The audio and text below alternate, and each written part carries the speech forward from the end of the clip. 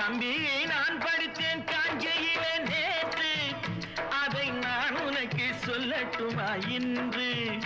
என்றும் நல்லவர்க்கு வாழ்வு வரும் நாளை, இது அறிஞர் அண்ணா எழுதி வைத்த ஓலை.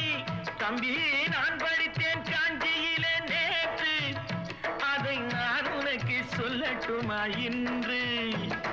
இந்தியாவின் தந்தை என்று காந்தி இருந்தார், அவர் இடையினிலே ஏழையை போல் தந்தை அணிந்தார். இந்தியாவின் தந்தை என்று காந்தி இருந்தார், அவர் இடையினிலே ஏழையை போல் தந்தை அணிந்தார். ஏணியாக தாழ்ந்தவர்க்கு உதவி புரிந்தார், இன்று இயேசுவோர்கள் அவரால் தான் பதவி அடைந்தார்.